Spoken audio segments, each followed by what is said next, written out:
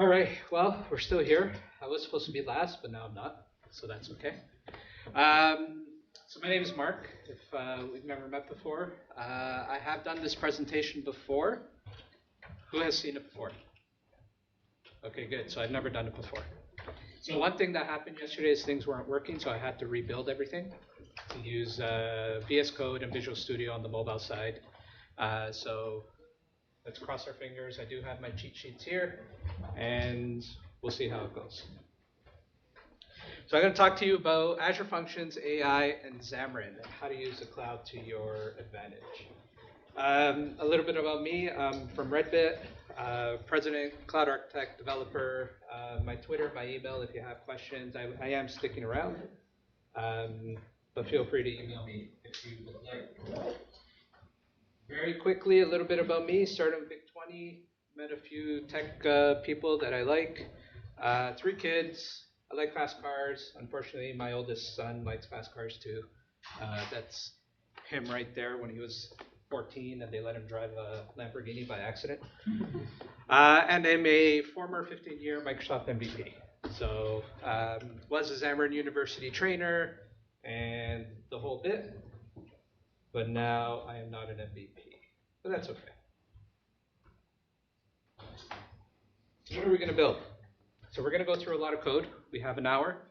And just a few small things. So we're going to build an iOS and Android app very quickly. I think most of you are familiar with Xamarin. Yeah, so that's good. If you're not, you probably should be in the workshop to learn how to use it. We're going to build 2 HTTP functions using Azure Functions.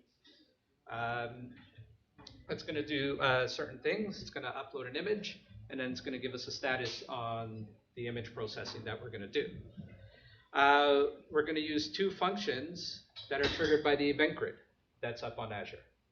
And these are going to do some image resizing, and it's going to do some image analysis using the Azure Cognitive Services, and then we're going to integrate with Azure Storage using table storage and blob storage so we could save all this data somewhere. So this is kind of like a, you could say a V3 now of this presentation. The first one was this one where we were just optimizing images because we built a mobile app that had some very high resolution images and it was crashing on Android. So we had to reduce the size of the images. You know, we would say to the customer, we would give them a max upload size of 20 megs and they would use that max upload size. 20 megs on low-end Android devices and images doesn't really work well, so we get a lot of crap. So we optimize the images using Azure Functions. When they uploaded an image to blob storage, we would take that image and create 3 or 4 different versions of that, and then render them on the devices. So that's what we're going to build, but first I want to kind of give you an overview of the cognitive services and the Azure pieces. And everything is driven from our phones, right? Who doesn't have a phone in their pocket right now? Exactly. I have 2. I have this one here, which is our test device. Pretty expensive phone, I think. I'm using it for my clock right now because I don't wear a watch. And then I have this one here. Everything starts, I believe, from your phones, from your pocket, and you could do tons of things. You could do machine learning, you could do IoT, cognitive services, blockchain, home automation, all of these things you could do straight from your phone, but leveraging the cloud on the back end, right? They're powerful devices, but you want to offload a lot of the processing to the back end. Now, in terms of programming, this is kind of the traditional programming where you have your algorithms, right? You have your black box that's going to do some stuff. This is where all our code lives. You have some data coming in. So think of some sort algorithm or something like that, right? You have your algorithm, you have your data, and you're going to get an answer. Traditional programming, that's hopefully that makes sense. But then we get into the machine learning and AI and all that stuff. It's not that easy. In my opinion, I'm not a fan of these types of things, right? See these formulas, and it starts reminding me of school. and falling asleep. I know this piece means some, I think, because my son is doing some of this, and I have to go remember how to do it. But I have sat through a presentation on machine learning and on AI, and I've seen these charts, and my mind can't take it anymore. Maybe you can, but it's not for me. But that's what machine learning is. I mean, it's not easy. And if you remember the traditional programming approach, you got your algorithm data and you got your answers. It's actually reversed, where you got your answers, you got some data, and instead of the algorithm, you come up with models, right? So those models now will help you, just do that, predict some things, right? So you take that model, you put new data into it, and then you get predictions, right? So that's where your machine learning, your predictive analytics comes in. If you've done anything on the Azure pieces, you'll probably read some articles on machine learning, predictive analytics, AI, all that stuff. So that's kind of 50 million foot level with boxes and arrows, how this works. We're not going to get that deep into it, right? But that's artificial intelligence. And you got the really hard side over here, right, where you train new models from scratch. And then you got the really easy side where you use an existing model, and then you're somewhere in between where you can customize pre-trained models. This side over here, like I said, not for me. I'll leave that to the really smart people, the PhDs and the masters, and who understand those formulas. I like to play on this side, where the cognitive services comes in. And this is where what we're going to leverage during our demos. But it's basically some simple APIs where you could harness machine learning and add AI to your applications. And you don't have to have that deep understanding on this side of the world. If you want to, you can. Right? You can get into that, but you don't have to have that deep understanding. And it makes my life easier as a developer, especially when you need to deliver something. And I'll give you some examples later of how we've used it. But this is what you have from Microsoft from an AI platform. So you got your cognitive services right over here. Let me put my pointer on. So you got your cognitive services right here, if you could see that. You got your conversational AI, you got your custom AI. That's custom AI is where you do the Azure machine learning. Gets a little bit harder. It's all supported by the Azure infrastructure. SQL DBs, you got Spark, ADB, all that stuff, right? All the infrastructure you need, all the compute power, the data to create your models, to generate predictions, all that stuff. And then you got all the tools over here, right? You got your VS Tools for AI. You can do it in VS Code, Visual Studio. You got Azure ML Studio. And down here, you got your cognitive toolkits, TensorFlow, et cetera. These are all this is the entire platform. There's more out there now, but this is kind of where we're going to play. We're going to play in the cognitive services, and that's where I like to play because it's a lot easier, and I get to go to bed. But cognitive services are, pre-built AIs that you could leverage. You also got conversational AI, bot services. So if you want to do chatbots and things like that, and smart chatbots where they know how to answer, that's where you want to play. So to use the cognitive services, you're essentially using REST APIs or SDKs that Microsoft provides.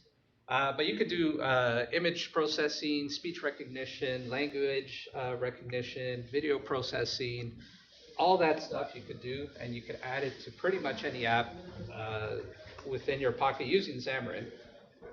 And these are all the different things that you can do with all the cognitive services that Microsoft provides. So we played in the vision space. So we have one product where customers can upload images. So say, for example, you're on Instagram, we can bring those images in for a store. Sometimes those images are not the greatest, so we want to give the customers who approve them a rating, right? A percentage of, is this okay to put in, or is it adult content, or is somebody found one-to-one somebody smoking a joint? You know, it will find those things, but we looked really smart in pretty easy code, a few lines, and I'll show you it, because you upload the image and it gives you a rating from 0 to 1. It's basically a percentage of if this is adult content or not. So we just relay that to the user, and we look really good. And it doesn't take months to build that. It takes basically probably a day to get it done right. But beyond that, I mean, you have speech, you have language, you have knowledge.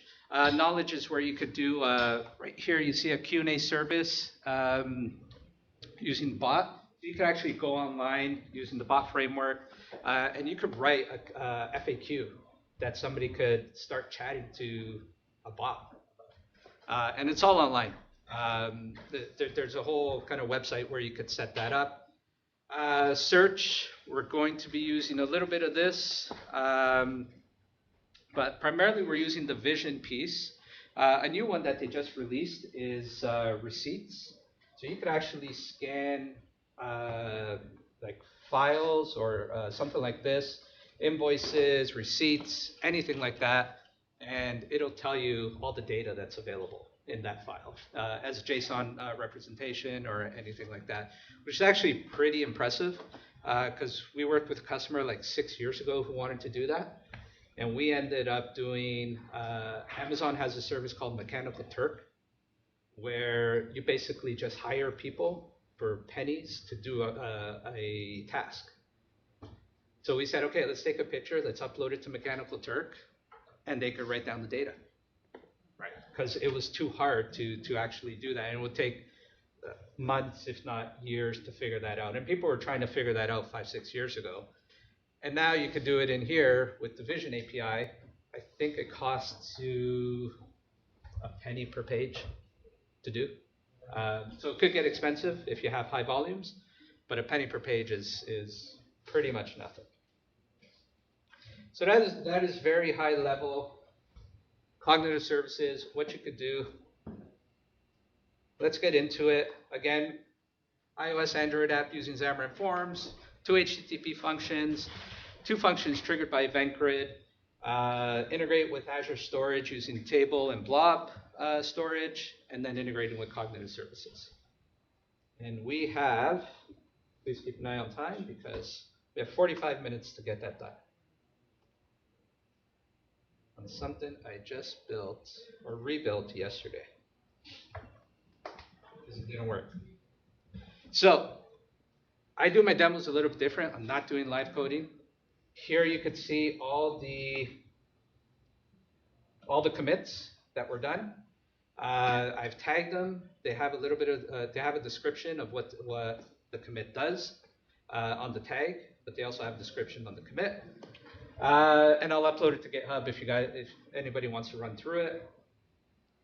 But the first demo we're going to do is I'm just going to show the baseline of an application running on Android that's allowed to take a picture. Now to accomplish this, basically it's a very simple, just open this. I started deploying the app. But it's very simple, you know, a little bit of XAML. We have a grid, we have a toolbar to allow us to take the picture, and then we have a label to just show some status, and then we have an image where we could place the picture that we just took. All driven by a view model on the back end, and the view model has, like it should, a bunch of properties. We set the title, there's a status right here. Enable or disable the take picture button, the photo path, so we could set it to the image element. And then this is where the main piece happens. So we use something called Cross Media, and it's a plugin that's available, and you can get that right here. So it's the media plugin. James works for Microsoft, longtime Xamarin employee until they got bought, former MVP. He's got tons of plugins for Xamarin, so definitely if you don't know about him, remember that name or look it up on the video later. So essentially here, we go through the code, we attempt to take a picture. You have to initialize some camera permissions and storage permissions. The documentation for the media plugin is it tells you how to set everything up on Android and iOS and UWP. And then we just go through and we take a picture, and right here, we actually go in and we convert it to, we get a byte array, we get a stream, and then we convert it to base 64. And then that base 64, we save it locally, and away we go. So here's our app. I'm going to take a picture. You all signed the consent release, so, oh, no, we don't want that. Can you see it? What's going on there? Crash? Oh, it went the wrong way. Wrong button. Come on.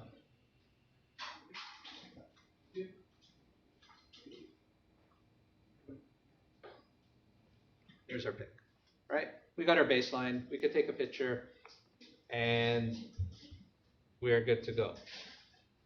Now, let's switch to the next demo. Let that just switch over. And then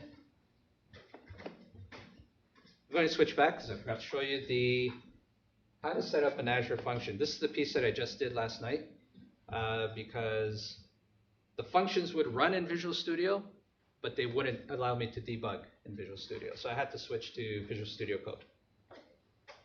So here we have our functions project, and it does have a CS proj file, but we're just using it in Visual Studio Code. We opened it up as a folder, and to create a function, essentially in here you hit F1.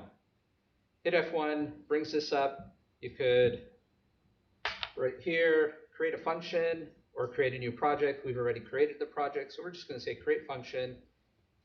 These are the different type of triggers that you have for your function.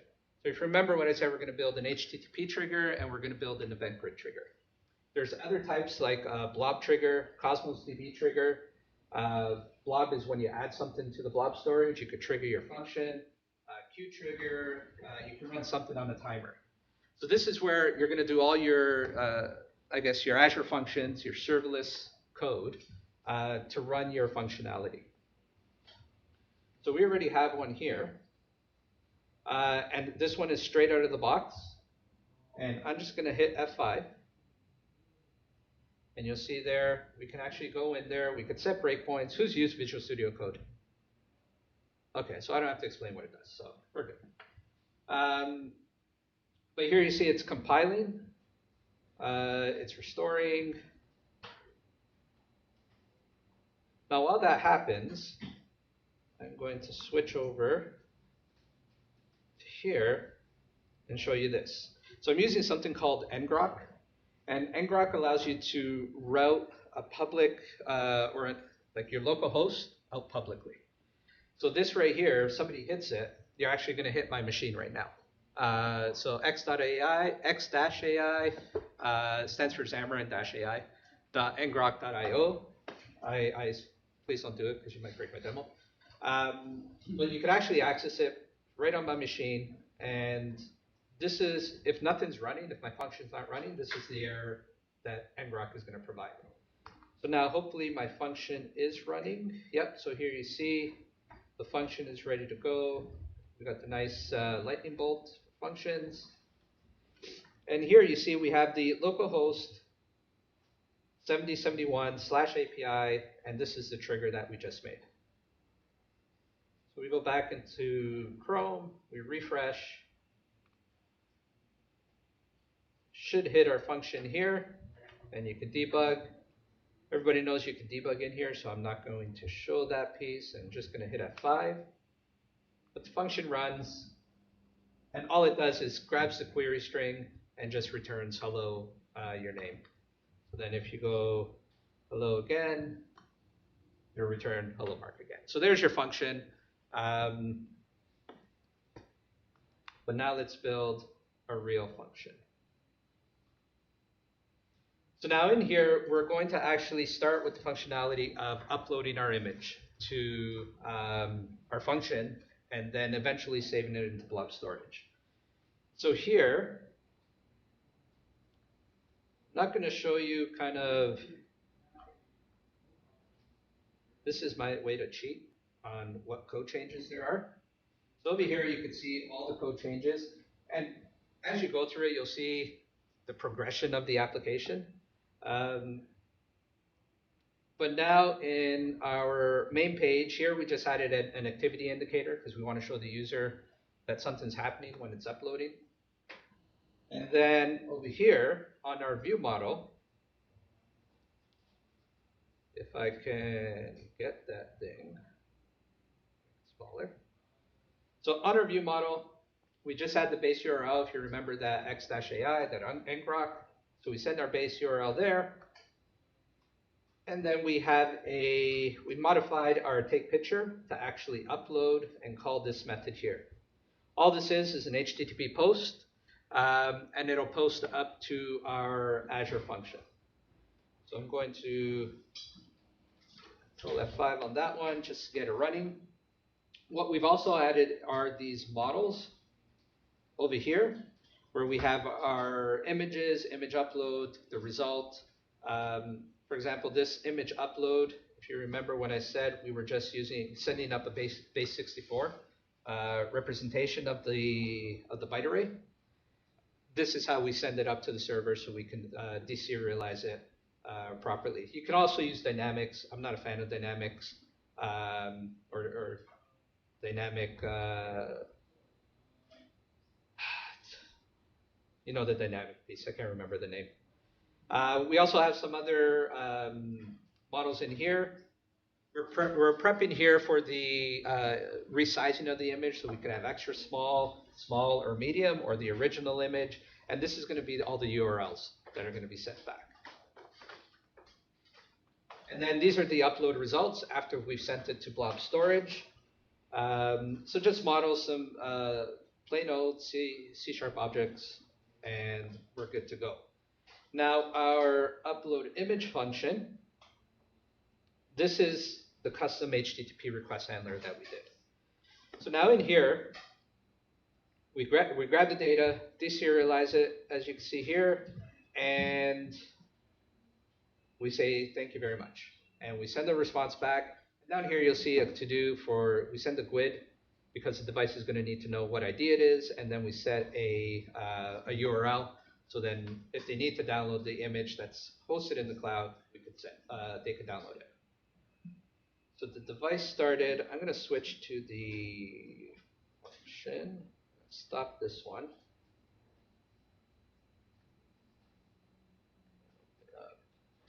Here and hit F5, and hopefully things work out. So here you see it's just doing .NET build, .NET clean, all that stuff. Functions will start soon. And again, we could debug. It says it's having some problems, but should be good. Here's the function. And wrong file.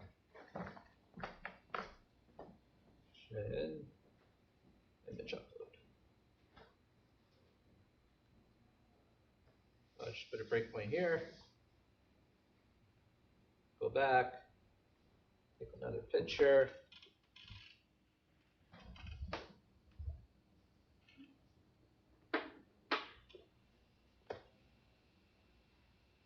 And we should hit a breakpoint, and we did. And we got the buffer.length, and the length is 626,000 bytes. Send it back, and the device says image upload. This is a bug here. We'll deal with it later. I fix it in the next commit. So now that we have that, we can upload our images. Let's switch to the next demo. Team Explorer. Let's go to demo 3. So now in demo 3, we're actually going to integrate our table storage and blob storage. We're going to push everything up into there. And I'm going to do a diff on what we did. So a few things we added here. So our main page, we didn't really do much. We just were showing the ID that we're sending back, and here's the bug fix that I did. I did is busy equals true on the finally over here, if you see. But then I fixed it. So we're good on there. And then on the status, I'm just showing an image ID. So just we could see the result of the key that's saved in table storage. So I'm just going to run that on the device while I explain the other code. And of course, try that again.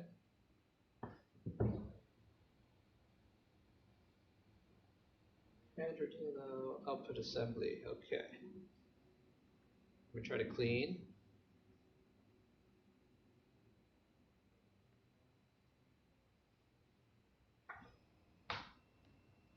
Sometimes VS doesn't like it when you're switching like that.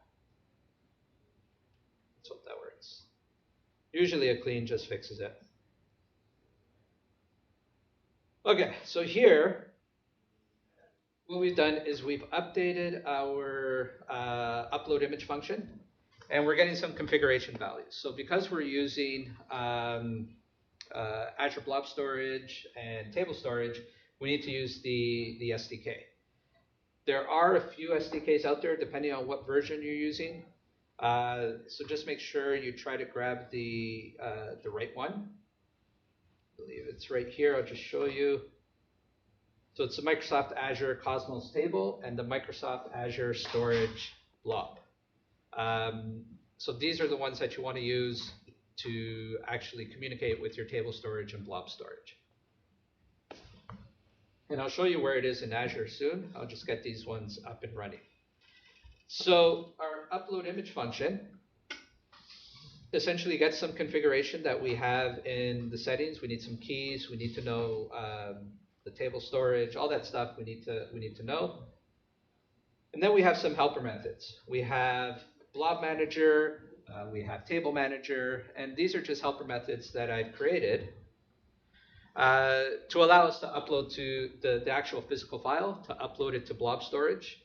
And then table manager, we're just using as a data, think of it as a SQL table, where we could store the key, we could store the URLs of where the file is located, and we could process it in the future.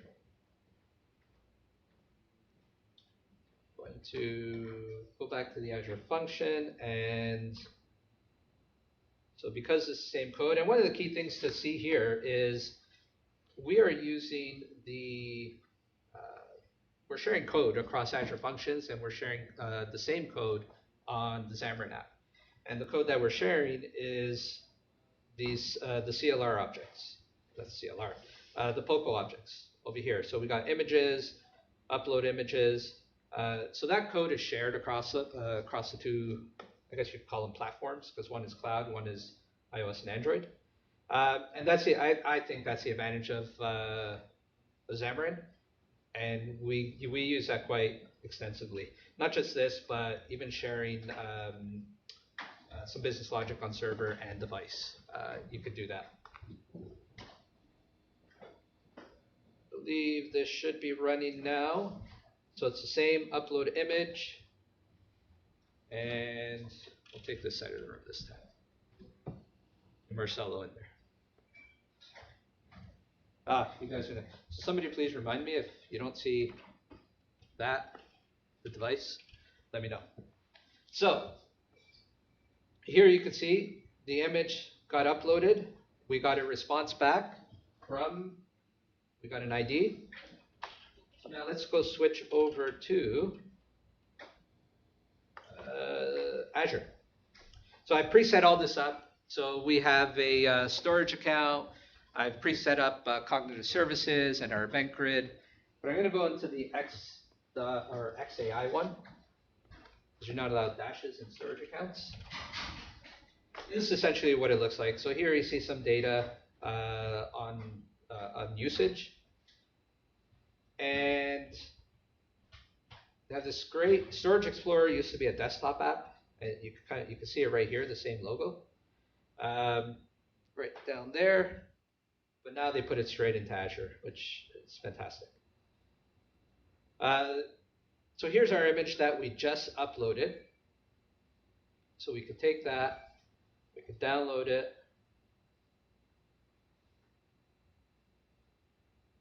So there it is. So it's up in the cloud, and there's the same image I took from the device to the cloud, and now it's just waiting there for more magic to happen. But what we also do is we save it in the image table. So here you can see the image. You can see the key, the 5D0B, and that should be the same as this. Yep, 5D0BF. And what we also save is the original image URL. So that image URL is going to be used by the cognitive services. We're just going to pass it to URL and say, go process this image. And it's going to do all that hard stuff, all that hard AI stuff that I don't want to get into. What you're going to see is just a few lines getting it going to make the REST API calls. So there's our blob storage. And there we have everything ready to go. So now, demo 4, time 3:34. We got lots of time. We got 8 demos total. So we're halfway there. So demo 4, we are going to do, just go in. Oop, that changes. Branches. Switch over. I'm going to stop the function. Plain. So demo 4, we're going to start using the event grid. So event grid, what it's going to be responsible for is when we upload that image, we want to publish something to the event grid that's going to trigger other functions to run. So you could kind of decouple everything. So if those other functions are ever down, the event grid will attempt to resend it until it gets a proper response. If it never gets a response, it gets into the dead letter queue, and then you have to deal with it afterwards. But it allows you for decoupling everything, decoupling your functions, and have that resiliency. So we switch to demo 4, and I will show you what we did here. So we have one function that we added. So this function, all it does, it's just going to log something. But I want to show you and take you through the steps of the setup. So when you set it up, you hit your F1 over here to create new function up here. I'm not going to go through that. And then it's gonna spit out a file like this. So this is just a sample one. But what you have to do is you have to go into the event grid and you have to set everything up to say, this is the function that's going to start listening. There's different types of triggers that you could do. So if you go here, we're going to go into event grid back in Azure. And I'm going to create an event subscription. And I'm going to call it sample EV function. And then I'm going to set an endpoint to be a webhook. You could do different types here. So you could do, you could have the function trigger on a storage queue, on an event hub, the hybrid connection, service plus queue. So you could have it trigger on any of those. We don't want to. You can also have different event types. But if you want to know more about those, click this fantastic little learn more link on how to set all those up. We're going to use a webhook because it makes it easy. And I'll select an endpoint. And the endpoint that you're going to use, I have them just conveniently here. Remember that ngrok, so we're just using that. But it's going to be called runtime, webhooks, event grid, and you have to tell it your function name. So the function name is what we created here, and we just called it sample evfunc. Paste that in, and confirm, and create. So this is not going to work. And the reason it's not going to work is because you need your function running, because it needs to do a handshake. And the reason I'm showing you this is because before it wouldn't give you a proper error message, and I was pulling my hair out when I was originally working with Event Grid. But here it is, attempt to validate the endpoint didn't work. For some reason before, either I missed it might have been late at night, or they just added that proper error message. So let's go into the function and just hit F5. And it's going to build.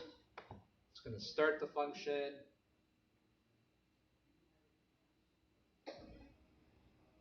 And that should be fine.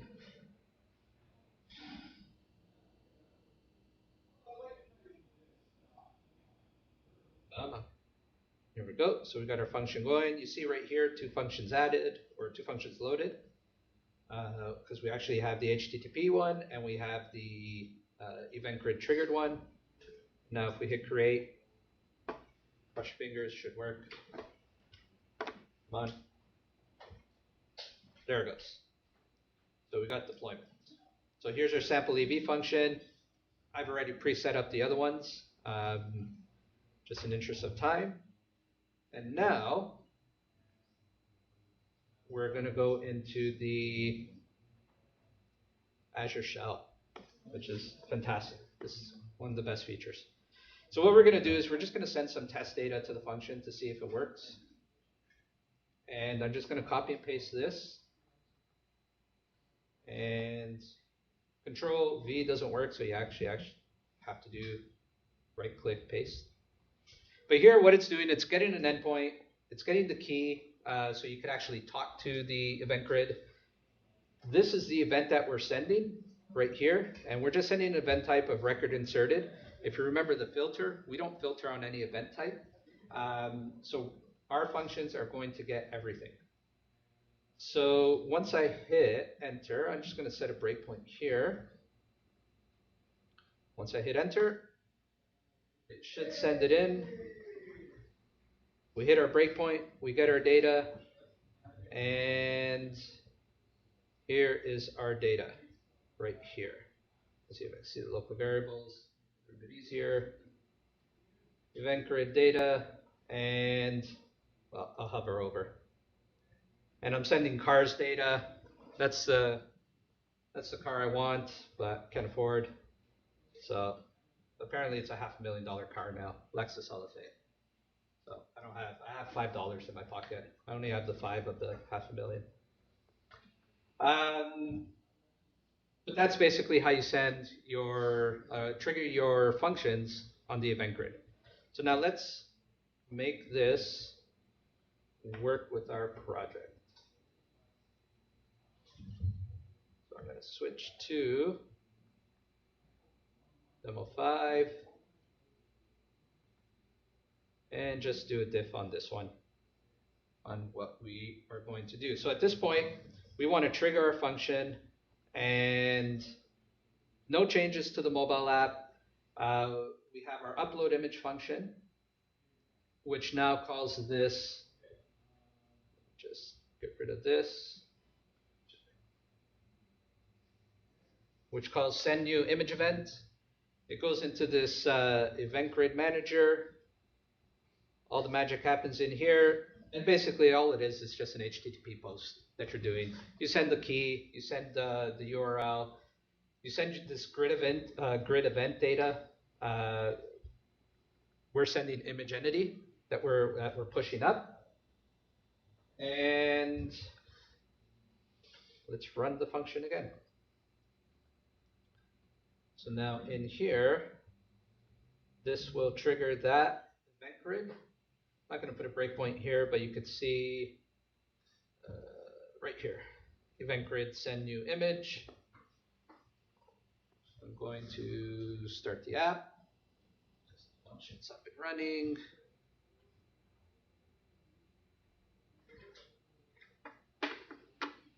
Put it down, and our should trigger somewhere. Event grid, I don't know why there's a breakpoint there, but whatever. And there it goes. So it went from our phone to table storage to, we triggered the function triggered our other function, and now we're in here.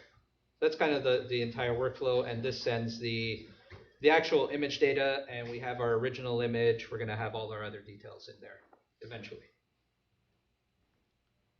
So now,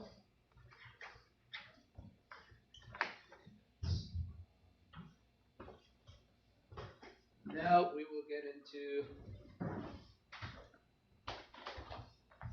demo 6. We did demo 5. Okay. So here we're going to start doing our image resize function. So I'm going to close all but this and do this. So here we're going to start using cognitive services. So this function is going to be triggered by the event grid. So that's all wired up, good to go. So we need to update this or create this function. And here we have a image resizer. Image resizer is part of cognitive services. So you have right here, it's just generating a thumbnail. So push it up to the cloud. Our V1 version, we actually did this on our own in our own function, triggered by blob storage. And now we figured let's just have Microsoft do it. And you literally pay pennies to get this done. You just have to code it up. So in here, we're just sending in, this is the bulk of it, the resize function. We're telling it what size we want it, if we want extra small, small, medium. It sends it into Blob Manager once we actually get that URL and once it's transformed by the cognitive services. That all happens right here. And we have some parameters here like smart cropping we could do. We set to true. And we just make a request. We do have a base class in here for cognitive services requests that we're going to be using when we do image analysis. And again, this is just a HTTP post. You send your subscription key, you send your data, and away you go. In the actual function, what we're doing is we're updating our table storage to save the new URLs. So if remember, we got extra small, we got medium, and we have small images. Just zoom in there. We have small images. We want to save that to table storage and make sure we can reference that later. Let me go back to the functions. I'm going to recompile, push out, and now we will have resize image function right here. So this piece has all been set up. If you remember in the event grid where you have to go in and set that up, I've set that up already. And once this runs, I will add a breakpoint here just so we could see. Actually, I'll show you in the table storage. Better effect. Okay, let's get Alan because he looks so intrigued. There you go. So there's our image going up. You'll see the console kind of triggering, doing all that stuff. This function triggered. I still had the breakpoint. I'm going to get rid of it. I believe our function did trigger. Yeah, so here you see our extra small upload image. Is that it? Then create, yeah, resize image function is right there. So our two functions triggered, our sample one, our resize image. We go to Azure. Let me get rid of this. And we go to our table storage. And back into Storage Explorer. And we have some new tables in there because we want to separate all the extra small, medium, original images into separate blob containers. And then we have, there's our new extra small, medium, original image. And if you notice the other ones, they don't have any of those because we didn't have our function yet. But if we take this extra small, take the original image, and I'll show you the sizes. And let's take extra small. And these are publicly accessible URLs. So we open that up. There's the image we just took. Get the file info. And we see the size. It's 500K. Not too bad. Now remember, the original reason we did this is because Android was crashing. Because it didn't like 20 megabytes. And sometimes I think this phone takes the iPhone X something. It takes pretty high resolution images. And there's the extra small. And it looks like, yeah, it did some smart cropping there if you compare it with the original image we had. So it did some cropping. But in terms of file size, 17K, right? So the original problem of Android crashing on older devices and less memory devices is solved. But let's go into the next demo because we have 10 minutes to get 2 demos done. Who thinks we'll make it? Nobody. Wow. No confidence. I think we'll make it.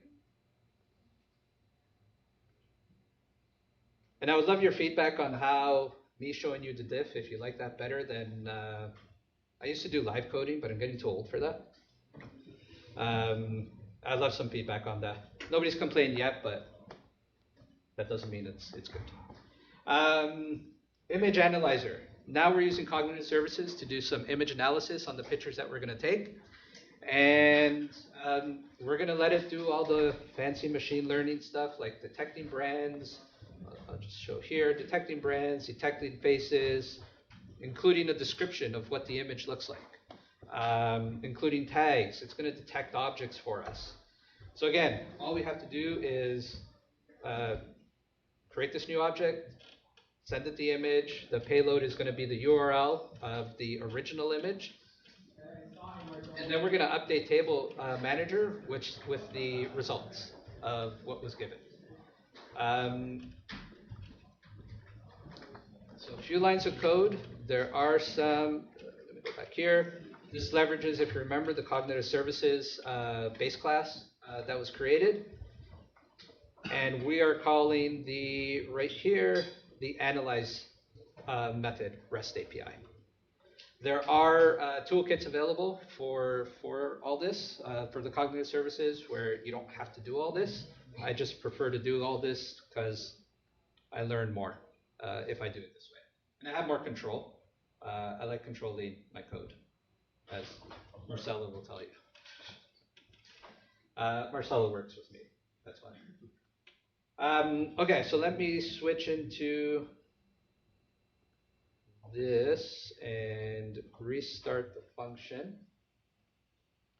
So to recap, we have now 3 functions that are triggered by event grid. One is just a sample function. One is a, go back into it. One is a sample function, one is an image resize function, and then another one is a image analyzer function. Those two use cognitive services. And then we have an image upload function where we actually send the image from a mobile device, from iOS or Android, up into your serverless function. So now this is up and running. I will go there.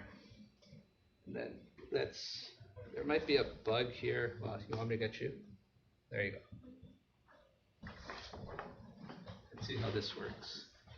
So there's a bug, a little bit of XAML bug. Maybe Matt, you could get involved in this and fix it. I know you're good at the XAML. So there, I think our function ran. It's running. Something's happening. Resize image function. Yeah, there's the image analyzer function. It's making things happen. Got 7 minutes. Let me refresh this table. How do you refresh? Refresh. Look at the timestamp. And this should be that last one. There we go. There's our description. And if you remember when I told you how we used it in another application and how we looked really smart because we could give them a score. I'll stop this function because we don't need it anymore for now. Get rid of this. So get it bigger. New. Control V. Let's change this to JSON. So here's the data that the analyze function returned. Here's that confidence score I told you about. Right? We look really smart. We charge them more. But we didn't charge them more. But we could if we want to. So here you see, you have it's indoors. There's a ceiling, there's a floor, there's a computer, person, table, desk. You're in an office building. There is furniture. And the captions, a group of people standing in a room. There is one male, 34, another male, 36. There are two females. Yeah, there's two females. We didn't get that side of the room, so we only got this side. But yeah, this is all, and it gives you the bounding box, the rectangle of where the people exist with a confidence level. So pretty cool. Again, we're on the left side of that line where it's a little bit easy, a little bit hard, but no formulas to do. All we got to do is figure out decimal places and how to convert that to a percentage. Right? Multiply by 100. We're good. That's as deep as I like to get into formulas. Okay, last demo, 5 minutes. This demo I like to show because A, it's a little bit scary, and B, it's because what we'll all do, well, one piece is scary, and then one piece is what we're all going to do when we first start something. So we want to improve the experience on the device, we want to show, we show progress, but we want to show what the image analysis result was, right? So we built a function that's just, we're going to ping it and pull it and say, are you done, are you done, are you done, are you done, are you done? It's going to kill the server, right? But I think that's the power of functions and serverless is, if you get that, imagine 1,000 devices doing that, it'll scale the function up. You're going to pay for it, but your server's not going to go down. If you're on a web app, you could automatically scale it, but it could potentially kill your application or your server. So here we have this function, and it's just going to go into table storage. It's going to take the ID, and it's going to just see if all the values are filled in. If it's not filled in, it's just going to return it's not done. Status equals null, it's just going to return bad request, not able to retrieve record. Or no, it's just going to return the status, and then we do it on the mobile device. Let me actually deploy this to the mobile. Hope it works. And then on the main page, we just added a label to show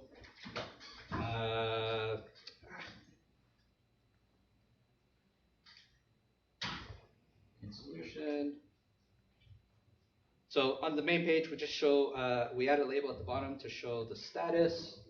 And here we add or to show the description actually. And then here is our method that just calls it recursively. It's an async method. Wait till processing complete. Ideally, you probably want to send some sort of push notification, or if you want to send some text message or email saying processing is complete. But that's not as effective as killing your server, killing my laptop here. And is this running? Debug. Is it going? Oh, okay. I need to compile the function. See who wins. So I'm not going to save that. The function is here. Here's our status function. So let me hit F5 on the function. This thing's still going. Let's see who wins. What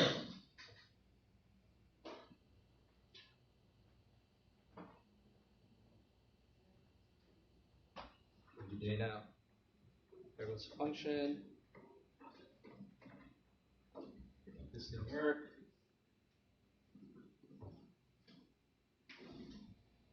Okay, stop the function and try this again.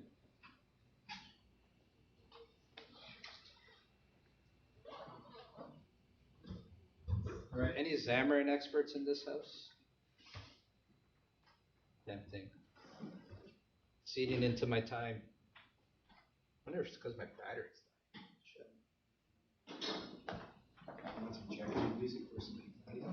What was that? Jeopardy music for example. What's it doing? It's just thinking. That's what it does. You're trying to use IntelliSense.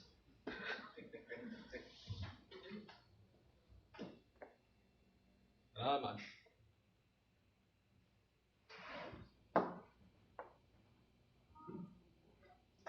Okay. Let me. What was that? Clean and rebuild. Yeah. And that doesn't work. Last time this happened, I had to restart Visual Studio and then it worked.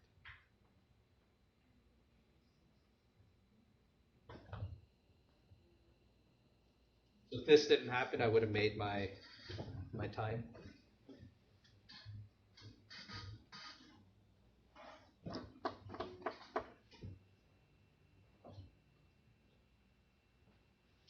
Alan, I'm sure you have a good joke. I have a good joke. Yeah. Got a lot of that. Still thinking. It's a computer. It has to think. Just thinks a lot longer. It's angry because you don't have a Mac. I got my Mac in my bag. I just don't like using it. David was making a joke earlier how it's that. Yeah. It knows. It knows, yeah, I know.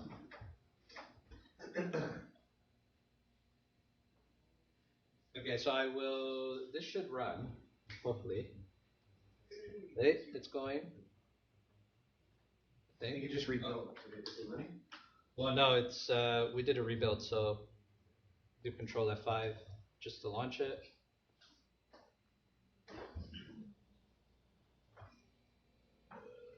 Going. Okay, shut it down. Going. There we go. It's going. I'll touch it. Don't breathe. Well, now we got to run the function.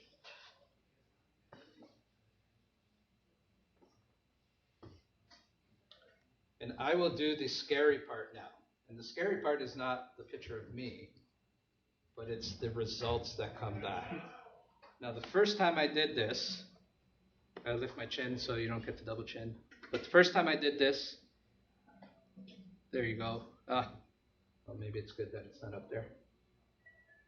First time I did this, they're really scared. It's like, okay, how do you know this information? And I honestly don't know how it knows. I mean, I'm on Facebook. I don't use it. I opened it up when it first started. But you see the image processing status? But that's the scary part for me. Like, look at that. It knows who I am. I don't know how. I don't know how it knew who I was. I don't consider myself famous. There is a celebrity option when doing the image analysis. I didn't show up, so I'm not a celebrity, but it knows who I am, which I think is scary. So this will be pushed up to GitHub. You guys could run it, see if it knows who you are. I think it's because I'm part of the Nexus system, so they have my picture, and but that's a separate story. Questions? I know we're 2 minutes behind, so we didn't do too bad. Yeah. You've gone directly from a device here to straight to a function. Would you, in a production environment, would you generally go to your own app service, a REST API, and then call that function out? Would you just, because say you had like a web app as well sharing this logic, would you? No, I'd throw it to a function. Sorry? I would throw it to a function. Directly to a function always? Because of just the scaling of it. So if you remember the image processing status function. Yeah. So take a look there. I'll just take just a quick picture. But take a look at the console down here. It's going to go, and it's just going to go crazy. Yeah. It's just going to say, do you have it? Is it ready? Is it ready? So things like that, the function will just automatically scale for you. The app service will too. Yeah. But the function, so one example we had was somebody built something for a client. We were tracking GPS. They got a lot of users, right? We had to separate that code out, take it off the server, because they didn't want to pay $3,000 a month. Put it into a function. We did scale it up so then we could fix it, give some time to fix it. But then we moved it to the function. It cost $10 a month. And you just have like a common model classes at the web end. Exactly. So you can use all those libraries within your function, unless you go JavaScript. Yeah. I think you can do Python too now. I think you can do Java.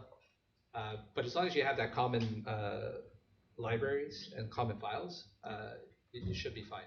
We're helping another customer just leverage.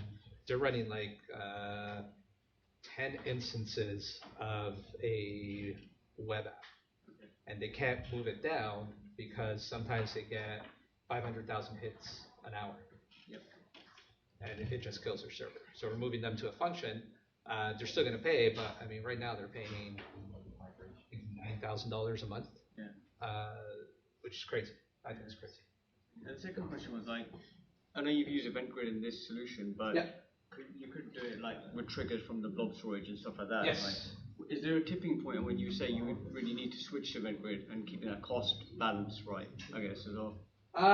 Event Grid is pretty cheap too. Okay. Yeah. Or would you ever use like a different solution, like a service bus or like a RabbitMQ? We have used service bus in the past too.